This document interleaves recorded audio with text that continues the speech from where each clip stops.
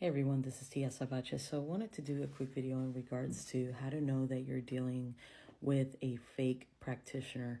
A lot of people are on TikTok, YouTube, and they have great videos. They have beautiful tarot cards and jewelry, and they're dressed up like a wizard, and they're very mystical. But you also have to know that it's not the appearance. There are red flags to know that you're dealing with a scam artist in regards to spiritual initiated practitioners. The first thing is they don't know how to use the proper use of their tools, meaning they don't know how to read tarot correctly, and you can cross-reference this information. So if they're like pulling a card that has absolutely nothing to do with the meaning of that card, that should be your first red flag. If they are initiated in Regla de Osha, Lukumi, they should know how to throw the crowy shells, because that is the tool that we use in order to read people, or deviation tool. Babalao would use the opele. That is what it's called. So opele, it's like shells on a kind of metal chain.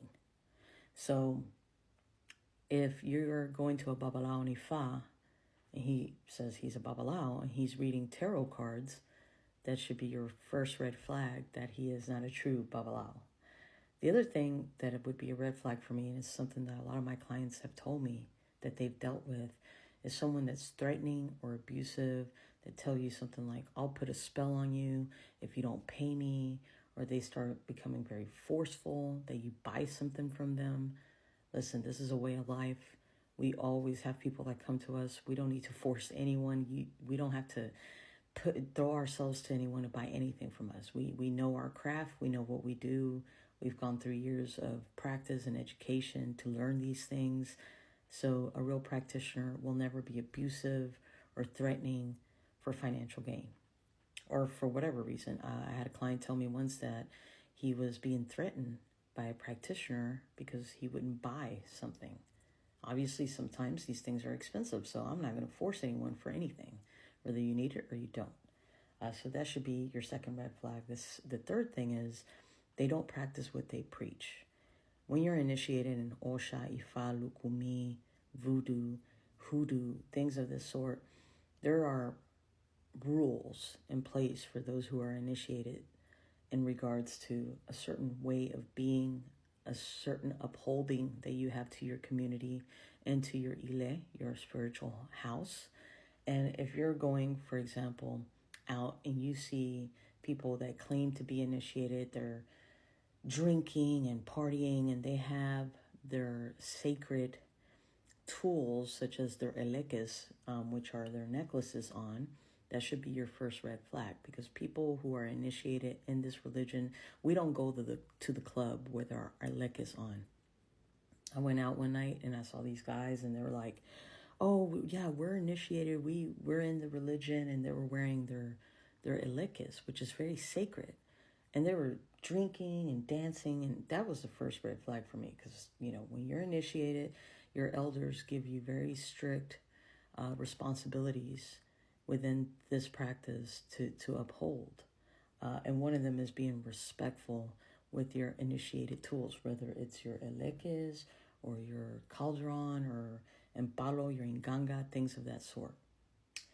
The fourth red flag for me would be that they don't know their practice. So you need to cross-reference and look into what that person claims that they are initiated in, they practice, so that way you can cross-reference if what they're talking about is truly what they say they practice.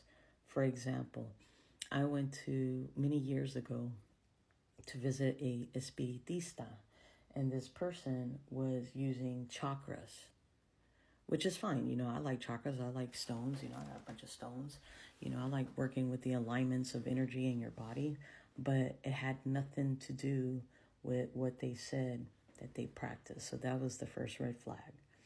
Another thing for me would be a practitioner that you do readings with, you do maybe a ritual with, a cleaning with, and they don't follow up with you.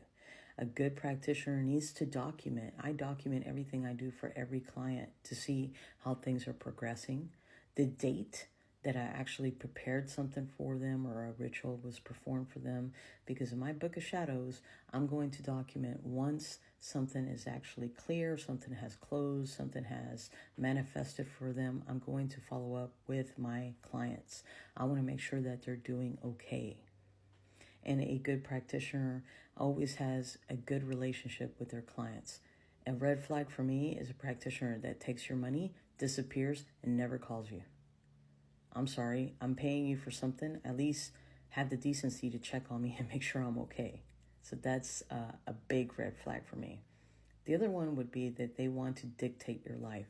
I can't tell you how many clients have come to me that are actually initiated, they are part of the Lukumi Arregla de Osha or even Palo Mayombe religion. They tell me that their padrino or madrina wants to dictate their life. A good espiritista, a good practitioner, a good initiated priest or priestess will never dictate your life.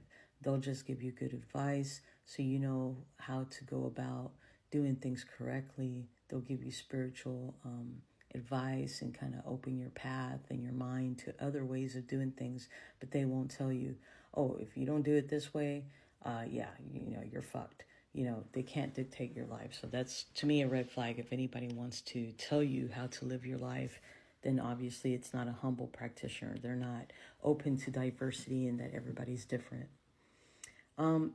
Another red flag would be avoiding questioning. So I've had clients tell me that they went to someone, and when they would ask them questions about the ritual or what ingredients did you use, or tell me about what deity or what spirit you used to perform this ritual, they wouldn't answer. They would tell them that everything was sacred.